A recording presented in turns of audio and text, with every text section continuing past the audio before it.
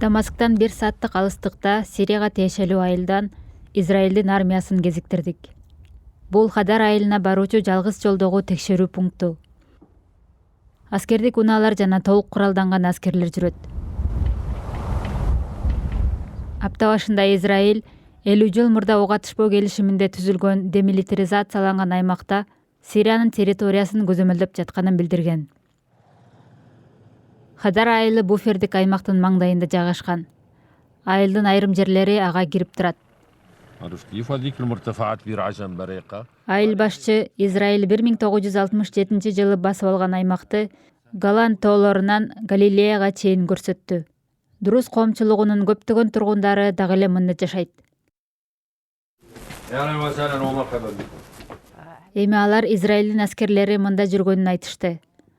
Асадтын режими кулагандан 1 жума өтпөй, мында эркиндик сезими фатализм менен коштолгондой. Балким алар кайра кетишет же калып калышат.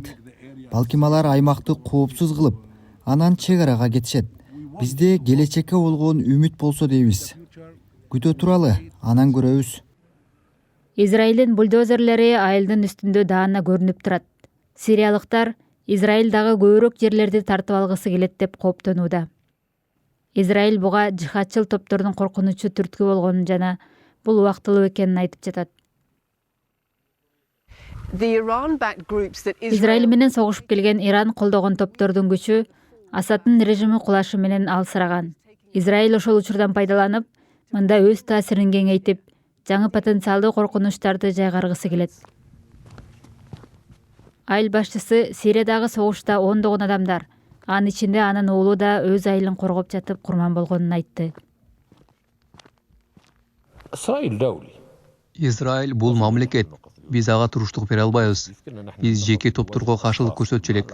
Бирок Израиль чоң держава.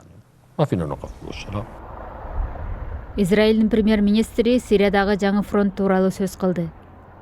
Сириянын жаңы лидери эскалациянын кереги жок экенин эскертти. Анын көптөн күткөн эркиндиги согуш тууралуу кептер менен коштолууда.